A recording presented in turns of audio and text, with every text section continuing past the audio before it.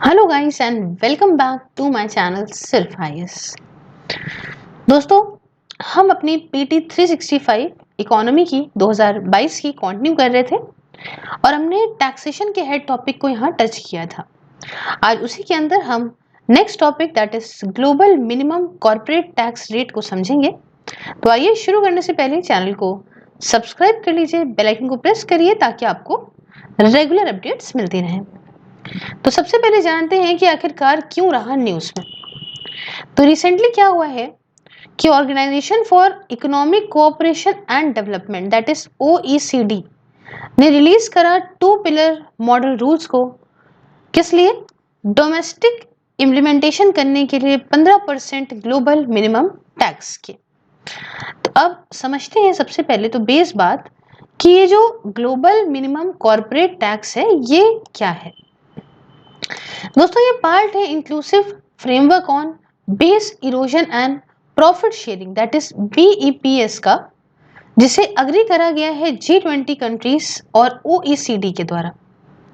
अब यहाँ पे देखिए, BEPS that is base erosion and profit sharing, इसका मतलब ऐसी टैक्स प्लानिंग स्ट्रेटजीज जिन्हें एमएनसीज मतलब मल्टीनेशनल कंपनीज यूज करती हैं, जो एक्सप्लॉइट करती है गैप्स और मिसमैचेस को टैक्स रूल्स के अंदर, ताकि आर्टिफिशियली शिफ्ट कर सकें प्रॉफिट को लो या नो टैक्स लोकेशंस पे, जहां पे यहाँ बहुत ही कम या कोई भी इकोनॉमिक एक्टिविटी ना होती हो। इससे क्या होता है कि बहुत ही कम या नो ओवरऑल कॉर्पोरेट टैक्स दिया जाता है, तो एक तरह से टैक्स से बचा जा रहा है। दूसरी बात, ग्लोबल मिनिमम कॉर्पोरेट टैक्स के अंदर ये जरूरत होती है कि जो कंट्रीज हैं वो इम्पोज करें मिनिमम टैक्स से लार्ज मल्टीनेशनल कंपनीज में, ताकि काउंटर कर सकें एफर्ट्स ऐसी फर्म्स के द्वारा to escape tax in their country of operation. तीसरा, कि अप्लाई होगा एमएनसीज पे जिनका रेवेन्यू 750 मिलियन यूरो से ज्यादा होता है और एम करती हैं ये developing a tax structure that is relevant, मतलब ऐसा टैक्स स्ट्रक्चर जो इंपॉर्टेंट है डिजिटल और ग्लोबलाइज वर्ल्ड के लिए। ठीक है, और इसके अंदर ग्लोबल कंपनीज आती हैं जैसे गूगल, अमेजॉन वगैरह, who will be forced to pay taxes to countries based on where their goods और सर्विसेज आर सोल्ड, चाहे वो फिजिकल प्रेजेंस में हो उस नेशन में और चाहे ना हो, आपको टैक्स तो देना पड़ेगा। तो बात यह आती है कि किस तरह से मिनिमम कॉर्पोरेट टैक्स काम करता है। पहला, सपोज करिए कि एक कंपनी का हेडक्वार्टर कंट्री ए के अंदर है और ये रिपोर्ट कर रही है अपनी इनकम कंट्री बी में, जहां पे इसका रेट जो है वो 11% का है।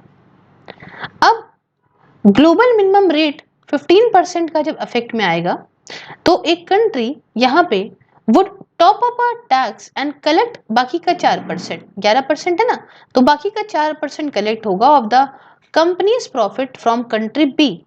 रिप्रेजेंट क्या करेगा? ये जो डिफरेंस है कंट्री बी के रेट का और ग्लोबल मिनिमम रेट का, देख रहे हो 11% और ये 15% हो गया, तो मिला के कितना 4% और यहाँ पे कलेक्ट करा जाएगा। तो ये हो गया, इस तरह से ग्लोबल मिनिमम कॉर्पोरेट टैक्स यहाँ पे काम करेगा। अब मैंने बताया कि ओईसीडी का जो 2 पिलर प्लान है वो करा गया है। क्या है ये प्लान? देखिए, ओईसीडी G20 इंक्लूसिव फ्रेमवर्क जो बेस्ड है बीईपीएस पे that is basic erosion and profit shifting पे, इसके अंदर 139 कंट्रीज, इसमें इंडिया भी इंक्लूडेड है, याद रखिएगा, including India and jurisdiction are collaborating, ये सारे के सारे एक साथ मतलब साथ में आ रहे हैं, कोलैबोरेट कर रहे हैं, ताकि ये जो टैक्स अवॉइडेंस स्ट्रेटजी है इन्हें खत्म किया जा सके, है ना। तो ये जो डिजिटलाइजेशन और ग्लोबलाइजेशन की वजह से स्टार्ट हो गई है ना, जो कंपनी क्या करती है अपना टैक्स बचाती है, मैंने इसे ऊपर बताया, तो ये चीजें खत्म हुई कि इससे बड़ा लॉस होता है। तो जो ये नया 2 पिलर प्लान है, इससे डोमेस्टिक इंप्लीमेंटेशन में मदद मिलेगी 15% ग्लोबल मिनिमम टैक्स के, रिफॉर्म्स ला के इंटरनेशनल टैक्सेशन रूल्स में, और इंश्योर करके कि जो मल्टीनेशनल इंटरप्राइजेस हैं वो एक अच्छा शेयर, एक फेयर शेयर दें टैक्स का, जहां पे भी ये ऑपरेट या काम करते हैं। इसके अंदर ग्लोब रूल्स आएंगे और ग्लोब रूल्स जो हैं वो पार्ट बनेंगे डोमेस्टिक लेजिस्लेशन का 2022 में। ग्लोब रूल्स प्रोवाइड करते हैं टैक्सेशन सिस्टम, वो इंश्योर कराता है कि जो बड़ी बड़ी एमएनसीज हैं ये मिनिमम लेवल ऑफ टैक्स दें उस इनकम पे जो हर एक जुरिस्डिक्शन में आती है जहां पे ये ऑपरेट करती हैं।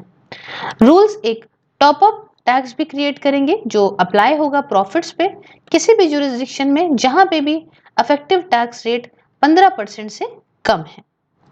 अभी आपने हाल फिलहाल यूट्यूब चलाते होंगे तो भी इस बारे में देखा होगा। अब देखिए इम्प्लीकेशंस क्या है इंडिया पे।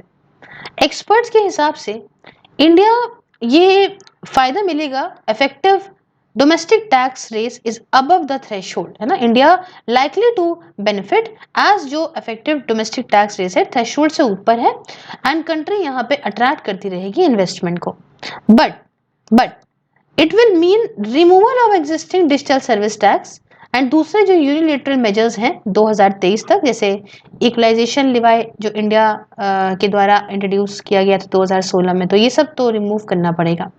साथ में जो बड़ी बड़ी इंडियन हेडक्वार्टर्स एमएनसीज हैं इनको भी जरूरत पड़ेगी कि वो कंप्लाई करें पिलर 1 रूल्स के साथ में, और इंडिया को जरूरत ये भी पड़ेगी कि वो अपना टैक्सिंग राइट शेयर करे दूसरी कंट्रीज के साथ में, और इंडिया भी खत्म कर सकती है मतलब क्या हो सकता है इसमें, ये हो सकता है कि इंडिया को भी रेवेन्यू कम हो अदर नॉट सो डिजिटाइड कंपनीज से जो टॉप 100 में आती हैं, है तो ये सब प्रॉब्लम्स भी हो सकती हैं। आइए नेक्स्ट टॉपिक की तरफ चलते हैं, नॉन टैक्स रेवेन्यू। दोस्तों उसके पहला टॉपिक है direct monetisation of the fiscal deficit. क्यों रहा न्यूज में? देखिए यहाँ पे डिबेट है कि क्या इंडिया को अंडरटेक करना चाहिए direct monetisation of fiscal deficit reserve bank of India के द्वारा, given the hurt to its economy caused by second wave of कोविड-19 इन्फेक्शन। तो अब बात आती है फिस्कल डेफिसिट और उसके फाइनेंसिंग के बारे में थोड़ी बात जानने की। देखिए फिस्कल डेफिसिट तब होता है जब सरकार का जो एक्सपेंडिचर है वो इनकम से ज्यादा हो, जैसे आमदनी अठन्नी खर्चा रुपया। एग्जाम्पल कि मान लीजिए टैक्स कम कलेक्ट हुआ, खर्चा ज्यादा हो गया, ताकि भाई ऑब्वियस सी बात है लॉकडाउन लगा है, टैक्स तो कलेक्ट कर नहीं पा रहे, लेकिन पैंडेमिक से बचने के लिए यहाँ पे खर्चा तो करना है, तो ये हो जाएगा फिस्कल डेफिसिट। तो इंडिया ने रिकॉर्ड करा फिस्कल डेफिसिट 9.3% ऑफ जीडीपी का 2020-21 में, और 21-22 में ये रखा 6.8% जीडीपी का। तो इस फिस्कल डेफिसिट को कैसे पूरा किया जाए, बहुत सारे ऑप्शंस अवेलेबल होते हैं सरकार के पास, मैं अभी आपको इसको बताती हूँ। तो थोड़ा बातें जानते हैं डायरेक्ट मोनेटाइजेशन ऑफ डेफिसिट के बारे में। देखिए डायरेक्ट मोनेटाइजेशन का मतलब हो गया ऐसी सिनेरियो जहां पे सेंट्रल बैंक नई करेंसी को प्रिंट कर दे, है ना, to the tune of accommodating massive deficit जो कि सरकार करती है। दूसरा ये तब होता है जब सरकार प्राइवेटली प्लेस करे अपने बॉन्ड को सेंट्रल बैंक के पास, इसका मतलब कि आरबीआई परचेस करता है गवर्नमेंट बॉन्ड्स को प्राइमरी मार्केट में और यहाँ पे मनी सप्लाई को सिस्टम के अंदर बढ़ाता है। ये जरूरी नहीं है कि इसके अंदर एक्चुअल प्रिंटिंग हो करेंसी की, क्योंकि सेंट्रल बैंक यहाँ पे सिंपली क्रेडिट भी कर सकता है सरकार का अकाउंट एक इलेक्ट्रॉनिक अकाउंटिंग एंट्री के माध्यम से। इसे बोलते हैं हेलीकॉप्टर मनी। जब बड़े मात्रा में पैसा जो नई मनी का है इसे प्रिंट करते हैं ताकि इकोनॉमी को यहाँ पे क्राइसिस से बाहर निकालें, जैसे रिसेशन वगैरह की हालत में। तो अब यहाँ पे देखिए फाइनेंस कैसे होता है फिस्कल डेफिसिट की टाइप। पहला इनकरिंग डेप्थ, जैसे कि मानो कैपिटल मार्केट से बोरो कर लिया पैसा अलग अलग इंस्ट्रूमेंट को इशू करके, जैसे ट्रेजरी बिल्स और बॉन्ड्स। इन दोनों को अच्छे से समझने के लिए आप पार्ट 1 देख सकते हो, अच्छे से वहां बता रखा है। इंटरनल डेप्थ इसके अंदर ही आता है, जिसमें देश के अंदर से उधार लिया जा रहा है, बोरो किया जा रहा है। और एक्सटर्नल डेप्थ जैसे आउटसाइड द कंट्री से बोरो करती है सेंट्रल गवर्नमेंट। दूसरा तरीका होता है एक्सपैंडिंग सोर्सेस ऑफ रेवेन्यू, जैसे कि टैक्स वगैरह बढ़ा के जब रेवेन्यू के सोर्सेस बढ़ाए जाते हैं। और तीसरा होता है मोनेटाइजेशन ऑफ फिस्कल डेफिसिट, जैसे मनी को प्रिंट कर लिया सेंट्रल बैंक के द्वारा। अब यहाँ पे देखिए इसमें इनडायरेक्ट मोनेटाइजेशन भी आता है, जैसे कि आपने थ्रू ओपन मार्केट ऑपरेशन, जैसे आरबीआई ने बॉन्ड खरीदा सेकेंडरी मार्केट से and by printing fresh money to infuse liquidity. और दूसरा डायरेक्ट मोनेटाइजेशन आता है, जैसे आरबीआई डायरेक्टली परचेज करती है सरकारी बॉन्ड्स को प्राइमरी मार्केट में by printing money to finance the spending needs of the government. तो अब यहाँ पे देखिए direct monetisation of deficit in India, देखिए कैसे हुआ है। अर्ली 1997 में ऑटोमेटिक मोनेटाइजेशन ऑफ डेफिसिट हुआ था थ्रू एडहॉक ट्रेजरी बिल्स। फिर 97 से 2006 के बीच में वेज एंड मीन एडवांसेस ने रिप्लेस करा एडहॉक ट्रेजरी बिल्स को फ्रॉम 1 अप्रैल 1997। 2006 से 2018 तक कंप्लीट प्रोहिबिशन लगा दिया गया on direct monetisation by FRBM act 2003 के अंदर 1 अप्रैल 2006 से। उसके बाद 2018 के बाद से डायरेक्ट मोनेटाइजेशन अलाउ करा गया है under FRBM act amendment of 2017 through escape clause. क्या वजह है डिमांड के पीछे डायरेक्ट मोनेटाइजेशन की, तभी तो वापस लाए ना इसको।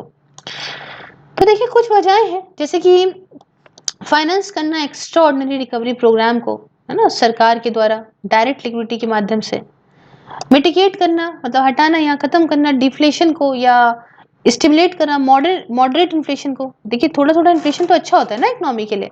कैसे? हायर पीपल स्पेंडिंग, मतलब जब लोग ज्यादा खर्चा करेंगे, धीमे धीमे बढ़ाएंगे खर्चा, तो इकोनॉमी बढ़िया चलेगी। तीसरा, फाइनेंशियल स्टेबिलिटी को मेंटेन करना, ओवरकम करके कुछ इश्यूज, लिमिटेड सेविंग्स के, इंक्रीज करके इंटरेस्ट रेट को, और गवर्नमेंट बोरिंग कॉस्ट को, अगर लार्ज डेफिसिट फाइनेंस होते हैं इशू करके गवर्नमेंट सिक्योरिटीज, तो उसके साथ इन्फ्यूज करना लिक्विडिटी फाइनेंशियल सिस्टम में, मतलब लिक्विडिटी को डालना फाइनेंशियल सिस्टम में। व्हेन फर्दर इंटरेस्ट रेट, कैसे इंटरेस्ट रेट कम, when further interest rate are not possible due to inflationary concerns, जैसे कि रेपो रेट इंडिया के अंदर ये 4% पे है 2020 की मई के बाद में, ताकि अवॉइड करें इन्फ्लेशन। दूसरे फायदे भी थे, जैसे कि no increase in future tax burden, and ये रिड्यूस भी करेगा वैल्यू सरकार की आउटस्टैंडिंग ऑब्लिगेशन की to some extent by increasing inflation. कुछ कंसर्न भी है मोनेटाइजेशन को लेकर इंडिया के अंदर, जैसे कि हाई इन्फ्लेशन अनप्रोडक्टिव स्पेंडिंग की वजह से। एग्जाम्पल 2008 में इसकी वजह से हाइपर इन्फ्लेशन आ गया था जिम्बाब्वे में, जिसकी वजह से इतना परसेंट, बहुत सारा परसेंट है, ये राइज हुआ था प्राइसेस में एक साल में। दूसरी बात, इरोड करता है क्रेडिबिलिटी आरबीआई की और इसकी एबिलिटी फुलफिल करने की mandate by removing the barriers between monetary and fiscal policy. तीसरा, हर्ट करता है फिस्कल प्रूडेंस को, कैसे? By incentivising the fiscal consolidated activities of the government. चौथा, ineffective to increase liquidity as money extended by fiscal program inevitably end with the banking system। इससे bank reserves RBI के अंदर बढ़ते हैं due to reluctance from bank to lend, है ना, ये देते नहीं है ना, बैंक रुक जाते हैं, नहीं देते पैसा मार्केट के अंदर। डेप्रिसिएशन ऑफ करेंसी, क्यों? क्योंकि सप्लाई डिमांड इम्बैलेंस होता है करेंसी मार्केट में, तो आरबीआई यहाँ पे आगे आ सकता है, इंटरवेन कर सकता है अपना फॉरेक्स रिजर्व का यूज करके। हालांकि फॉरेक्स रिजर्व का यूज करना अल्टीमेटली बैलेंस ऑफ पेमेंट की क्राइसिस आ जाती है बाद में, तो हर चीज एक दूसरे से इंटरलिंक्ड है। नेक्स्ट टॉपिक हमारा नेशनल मॉनेटाइजेशन पाइपलाइन को लेके है। न्यूज में क्यों रहा? रिसेंटली गवर्नमेंट ऑफ इंडिया ने लॉन्च किया है नेशनल मॉनेटाइजेशन पाइपलाइन, जो कि एक रोड मैप है असेट मॉनेटाइजेशन को लेके, अलग अलग ब्राउन फील्ड इंफ्रास्ट्रक्चर असेट को अक्रॉस सेक्टर्स। तो अब बात आती है असेट मॉनेटाइजेशन के बारे में जानने की। देखिए असेट मोनेटाइजेशन को हम असेट या कैपिटल रिसाइकलिंग भी कहते हैं। असेट मोनेटाइजेशन एक प्रोसेस है जिसमें असेट को कन्वर्ट करते हैं इकोनॉमिक वैल्यू में। ये एक पार्ट है सरकार के नॉन डेप्ट कैपिटल रिसीट का। इसके अंदर ये होता है कि पब्लिक इंफ्रास्ट्रक्चर को ऑफर किया जाता है प्राइवेट सेक्टर को या इंस्टीट्यूशनल इन्वेस्टर्स को टू सर्व 3 क्रिटिकल ऑब्जेक्टिव। वो ऑब्जेक्टिव है, पहला, वैल्यू को अनलॉक करना पब्लिक इन्वेस्टमेंट से इंफ्रास्ट्रक्चर के अंदर, दूसरा, प्राइवेट सेक्टर की एफिशिएंसीज को टैप करना, और तीसरा, नए सोर्सेस को रेवेन्यू के यहाँ पे क्रिएट करना, अनलॉक करके वैल्यू ऑफ हिथरतो, जो भी अनयूटिलाइज या अंडर यूटिलाइज पब्लिक असेट हैं। दोस्तों ये डिफरेंट है डिस्ट इन्वेस्टमेंट से, क्योंकि इसमें सरकार जो है वो ओनर रहती है ब्राउन फील्ड इंफ्रास्ट्रक्चर एसेट की। ब्राउन फील्ड का मतलब होता है दोस्तों जहां पे इन्वेस्टमेंट ऑलरेडी कर दिया गया है, बस असेट जो है वो या तो फुल्ली मोनेटाइज नहीं है या अंडर यूटिलाइज्ड है ना। ग्रीन फील्ड वाले जो होते हैं वो एकदम फ्रेश होते हैं। ओके, तो यहाँ पे सरकार ओनर रहती है, जो remains the owner of the brownfield infrastructure asset transfer to the limited period, है ना, ये लिमिटेड पीरियड के लिए ट्रांसफर किया जाता है ताकि जो फालतू पड़ा कैपिटल है उसे अनलॉक कर सके। इसलिए जो पैसे सरकारी अथॉरिटी रिसीव करती हैं उससे सरकार को मदद मिलती है री इन्वेस्ट करने में दूसरे एसेट्स या प्रोजेक्ट्स में, जैसे सोशल सेक्टर में या दूसरे पब्लिक प्रायोरिटीज में। इससे मदद मिलती है जनरेट करने में ज़्यादा रिटर्न भी एसेट से, हायर ऑपरेटिंग एफिशिएंसीज माध्यम से, और एक अच्छा यूजर एक्सपीरियंस जो प्राइवेट सेक्टर देते हैं। अब यहाँ पे देखिए दोस्तों, इंफ्रास्ट्रक्चर असेट मोनेटाइजेशन साइकिल इस तरह का होता है। देखिए, new infrastructure creation, existing asset base, monetise existing base, और देखिए प्रोसीड फ्रॉम मोनेटाइजेशन। ये ऐसी कुछ कहानी होती है। ओके, अब यहाँ देख लीजिए, एनएमपी पीरियड को टर्मस विद एनआईपी 4 इयर्स। थोड़ा ऐसे देख लेते हैं 2022 से 25 तक की सेक्टर्स जो आइडेंटिफाई करे गए हैं गवर्नमेंट के द्वारा फॉर एनएमपी। इसमें क्या है, आपका टॉप 5 सेक्टर्स कैप्चर करेंगे 83% एग्रीगेट पाइपलाइन का। इसमें रोड्स होंगी, उसके बाद रेलवेज, उसके बाद power, oil and gas pipeline और टेलीकॉम। तो यही एनएमपी है ना, ये नेशनल मोनेटाइजेशन पाइपलाइन। देखिए दोस्तों, मोनेटाइजेशन असेट्स का आइडेंटिफाई किया गया वन ऑफ द 3 पिलर्स, ताकि यहाँ पे सस्टेनेबल इंफ्रास्ट्रक्चर फाइनेंसिंग देश के अंदर हो सके, और ये आइडेंटिफाई किया गया यूनियन बजट 2021-22 के अंदर। इसके हिसाब से नेशनल मोनेटाइजेशन पाइपलाइन को प्लान करा गया है को टर्मिनस के तौर पे, जिसमें नेशनल इंफ्रास्ट्रक्चर पाइपलाइन को जो अनाउंस किया गया था ना 2019 में, उस हिसाब से, और इससे मदद मिलेगी एक कॉमन फ्रेमवर्क इवॉल्व करने में for monetisation of core assets. Monetisation disinvestment के माध्यम से और मोनेटाइजेशन नॉन कोर एसेट का इसे इंक्लूड नहीं किया गया है एनएमपी के अंदर। कोर और नॉन कोर एसेट्स क्या होते हैं? एसेट्स जो सेंट्रल होते हैं, मेन होते हैं बिजनेस ऑब्जेक्टिव में किसी एंटिटी के, एंड यूज करे जाते हैं इंफ्रास्ट्रक्चर सर्विसेज को यहाँ पे डिलीवर करने में पब्लिक या यूजर को, इनको मानते हैं कोर एसेट्स। दूसरे एसेट्स जो जनरली लैंड, पार्सल या बिल्डिंग के तौर पे इंक्लूड करे जाते हैं, उन्हें माना जाता है non core asset. Total indicative value NMP की कोर एसेट्स के लिए सेंट्रल गवर्नमेंट की, इसे 6 लाख करोड़ यहाँ पे एस्टिमेट करा गया है over the 4 year period, that is 2022 से 25 तक के लिए। ये देख रहे हैं यहाँ पे, मैंने इसमें बताया था आपको। इसके अंदर यहाँ पे 5.4% जो है ये करस्पॉन्ड करेगा टोटल इंफ्रास्ट्रक्चर इन्वेस्टमेंट का, जो कि एनआईपी के तहत था पहले वाले के अंदर, जो अभी मैंने ऊपर बताया है, which is 111 lakh crore, and 14% propose outlay है for this central, that is 43 lakh crore. जो फ्रेमवर्क है मोनेटाइजेशन का कोर एसेट मोनेटाइजेशन के अंदर 3 इंपेरेटिव्स पे, ये यहाँ पे इसके 3 इंपेरेटिव्स हैं। पहला, monetization of right not ownership. याद रखिएगा, ओनरशिप का मोनेटाइजेशन नहीं है, इसका मतलब कि एसेट को वापस दे दिया जाएगा एक बार जो एंड ट्रांजेक्शन लाइफ उसकी हो गई तो। दूसरा, कि brownfield derisked asset with stable revenue generation profile and of critical importance, मैंने बता दिया ब्राउनफील्ड होंगे और ये होगा। Structure partnership under defined contractual framework and transparent competitive bidding होगी, जहां पे कॉन्ट्रैक्चुअल पार्टनर्स जो हैं वो जो भी परफॉर्मेंस इंडिकेटर है उसी के हिसाब से चलेंगे, परफॉर्मेंस स्टैंडर्ड के हिसाब से चलेंगे। असेट्स और ट्रांजैक्शन जो कि एनएमपी के अंदर आइडेंटिफाई करे गए, माना जा रहे हैं कि रोल आउट होंगे एक रेंज ऑफ इंस्ट्रूमेंट्स या माध्यम या फिर मॉडल्स के माध्यम से। अब यहाँ पे देखेंगे जो बता रही हूँ ना, असेट मोनेटाइजेशन मॉडल, तो ये है असेट मोनेटाइजेशन मॉडल्स। एक लेफ्ट पे लिखा है डायरेक्ट कॉन्ट्रैक्चुअल अप्रोच, राइट पे लिखा है यहाँ पे स्ट्रक्चर्ड फाइनेंसिंग मॉडल्स। तो डायरेक्ट कॉन्ट्रैक्चुअल अप्रोच में देखिए ब्राउनफील्ड पीपीपी मॉडल्स, इसमें क्या है, ऑब्लिगेशन है to provide service remain with the public authority, but day to day management होगा असेट का, ये प्राइवेट सेक्टर के हाथ में होगा। इसके अंदर 2 चीजें हैं, ऑपरेट मेंटेनेंस ट्रांसफर, और दूसरा होगा design build finance operate transfer. तो ऑपरेट मेंटेन ट्रांसफर में अडॉप्ट करा जाएगा as toll operate transfer in roads, है ना, toll operate transfer in roads, और design build finance operate transfer, ये एक प्रपोज्ड प्राइवेट पार्टिसिपेशन इनिशिएटिव है रेलवेज के अंदर। तो डिवीजन मैं आपको दिखाती जा रही हूँ।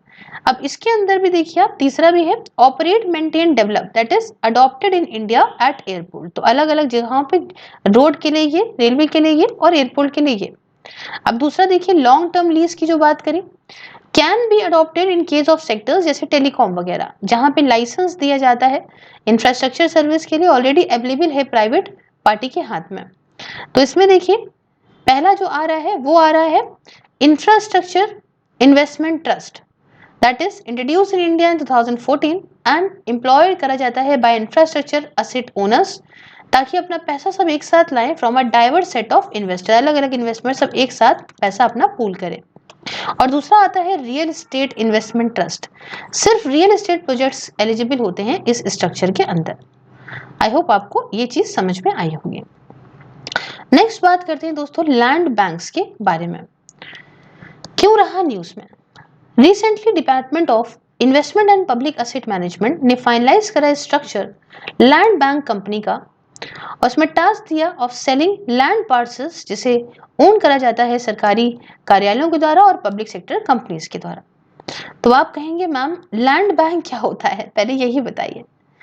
देखिए लैंड बैंक एक सरकार की एंटिटी है या नॉन प्रॉफिट कॉर्पोरेशन है जो मैनेज और डिस्पोज करता है खाली पड़ी प्रॉपर्टीज को, खाली पड़ी जमीन को या टैक्स डेलिक्वेंट प्रॉपर्टीज को, ताकि और ज्यादा प्रोडक्टिव यूज हो सके उस वैकेंट लैंड का। 1990s में शुरुआत हुई सरकारी जो स्टेट गवर्नमेंट है इनके द्वारा। बाय 2017 सबसे ज्यादा इंडियन स्टेट चाहे ऑलरेडी इधर ऑलरेडी हैड सीजेबल या फिर लैंड बैंक्स या फिर प्रोसेस में है इनको क्रिएट करने के। नीति आयोग ने अपनी स्ट्रेटजी में न्यू इंडिया 75 में सजेस्ट किया था एक नया सिस्टम यूज करके जियोग्राफिक इंफॉर्मेशन सिस्टम का बेस्ड मैप्स का हर एक लेवल पे, ताकि हम प्री अप्रूव लैंड बैंक्स को क्रिएट कर सकें फॉर मैन्युफैक्चरिंग फैसिलिटीज। तो अभी हम समझ गए कि लैंड बैंक क्या है। अब राइट साइड वाला ये चार्ट भी समझ लेते हैं। तो क्या कदम उठाए गए हैं लैंड बैंक्स को लेकर? अगस्त 2020 में national GIS enabled land bank system को लॉन्च किया। इंडस्ट्रियल इंफॉर्मेशन सिस्टम ने जीआई सिस्टम के साथ मिलकर 6 स्टेट में सबसे पहले फेज में। आज के टाइम पे India industrial land bank portal 3350 industrial areas या क्लस्टर्स से भी ज्यादा को कवर करता है, करीब 4,75,000 हेक्टेयर लैंड को अक्रॉस 31 स्टेट्स या यूटीज में। इसका एम है प्रोवाइड करना कुछ चीजें, जैसे इंफॉर्मेशन जो अवेलेबल है लैंड की फॉर प्रोस्पेक्टिव इन्वेस्टर्स, दूसरा जीआईएस मैपिंग करना इंडस्ट्रियल क्लस्टर्स की, तीसरा लिंक करना स्टेट जीआईएस पोर्टल को और स्टेट लैंड बैंक्स को, चौथा information about existing external and internal infrastructure जैसे रेल रोड कनेक्टिविटी। फायदा क्या होगा इन लैंड बैंक्स का? देखिए इससे लैंड यूज एफिशिएंसी बढ़ेगी, क्योंकि लैंड एक स्कार्स रिसोर्स है, बढ़ती नहीं जाती है ना। तो स्कार्स रिसोर्स है इंडिया के अंदर, इसमें सिर्फ 2.4% हमारा टोटल एरिया जो है वर्ल्ड का है और 18% वर्ल्ड की पॉपुलेशन रहती है। दूसरी बात, इन ऑर्डिनेट डिले जो है डिस्पोज करने का सरकारी जमीन को, ये एड्रेस होगा। ये बहुत वजह होती है इसकी, जैसे अलग अलग इश्यूज होते हैं लैंड रिकॉर्ड के, lack of single comprehensive land database होता है, इनलीगल इंक्रोचमेंट होता है, इसमें सिर्फ देर हो जाती है। तो इसको भी यहाँ पे एड्रेस किया जाएगा। इकोनॉमिक ग्रोथ बढ़ेगी as evident from China with a staggering 26.07 contribution land to economic growth है during 2001 to 9। इन्वेस्टमेंट बढ़ेगा by serving as one stop solution, free और इजी एक्सेसिबिलिटी होगी सारे रिलेटेड इंडस्ट्रियल इंफॉर्मेशन की for inform decision making by investors, ताकि investors सोच समझ के डिसीजन लेंगे। ईज ऑफ डूइंग बिजनेस कैसे? कुछ इश्यूज यहाँ पे हट जाएंगे, जैसे LARR act 2013 which is often seen as impediment in land acquisition, तो ये भी ओवरकम होंगे इश्यूज। दूसरे बेनिफिट जैसे ट्रांसपेरेंसी लैंड मार्केट ट्रांजेक्शन की, और बर्डन भी जुडिशरी पे यहाँ पे कम हो जाएगा। अब ये चार्ट क्या कह रहा है, राइट साइड पे एक बॉक्स है, पढ़ते हैं। तो LARR एक्ट बताया ना मैंने, ये क्या है? Right to fair compensation and transparency in land acquisition, rehabilitation and resettlement act 2013। ये एक्ट रिप्लेस करेगा लैंड एक्विजिशन एक्ट 1894 को, एक्ट प्रोवाइड करेगा सोशल इम्पैक्ट असेसमेंट स्टडी को, ताकि मैप और एस्टिमेट कर सके कॉस्ट और बेनिफिट्स लोगों के लिए जिन्हें अफेक्ट हुआ है एक्विजिशन के माध्यम से। जो ऐसा ये है सोशल इम्पैक्ट असेसमेंट, ये मैंडेटरी होगा सारे प्रोजेक्ट्स के लिए एक्सेप्ट कुछ एजेंसी के केसेस या इरिगेशन प्रोजेक्ट्स के केसेस जहां पे एनवायरमेंट इम्पैक्ट असेसमेंट की जरूरत पड़ती है। सारे एक्विजिशंस में रिहैबिलिटेशन और रीसेटलमेंट की जरूरत है उन लोगों के लिए जिनकी जमीन एक्वायर करी जाएगी। कंपनसेशन ओनर्स को दिया जाएगा एक्वायर्ड लैंड के लिए। ये 4 गुना होगा मार्केट वैल्यू का in case of rural areas and दुगना होगा in case of urban areas. ये एक्ट स्टिपुलेट करेगा मैंडेटरी कंसेंट, करीब 70% एटलीस्ट जो लैंड ओनर है उसकी लैंड को एक्वायर करने के लिए पब्लिक प्राइवेट पार्टनरशिप प्रोजेक्ट्स के लिए, और 80% अगर लैंड को एक्वायर करना है प्राइवेट कंपनीज के द्वारा। अब डिसइन्वेस्टमेंट डिकोटेड बताते हैं। यहाँ बहुत बढ़िया चीज इन लोगों ने इस बार निकाली है, ये देख लो भाई, आ जाओ आ जाओ आ जाओ। हाँ, तो कैन बी डन और कैन लीड टू, देखो बहुत बढ़िया चला है। देखो यहाँ पे as a major of fiscal policy तो क्या होगा, reducing the fiscal burden on exchequer, improving the public finance. जब सरकार चाहती है मूव आउट करना नॉन एसेंशियल एसेट्स से, तो इससे क्या है, reduction in fiscal assets, better management and introduction of best practices, improve investment sentiments, increase investments, less government and more governance, improved efficiency and productivity, improved services for consumer और greater responsiveness towards consumer. इससे as an administrative major तो ये तो मिलेगा। और यहाँ क्या होगा, इनकरेज करो इन्वेस्टमेंट्स को, इंप्रूव करो एफिशिएंसी प्रोडक्टिविटी को, इनकरेज करो ओनरशिप को बाय डोमेन एक्सपर्ट्स, है ना, या मतलब सेल टू एयर इंडिया जैसे टाटा को करा, इंड्यूस करो कंपटीशन को, और इस तरह की चीजें। अब हम इंक्लूसिव ग्रोथ का जो ये टॉपिक पढ़ेंगे वो नेक्स्ट वाले में पढ़ेंगे। तब तक आप मुझे कमेंट बॉक्स में बताइए कि आपको कैसा लगा। इफ अच्छा लगा तो do like share and subscribe. मिलते हैं जल्दी किसी नेक्स्ट वीडियो में। जय हिंद, जय भारत।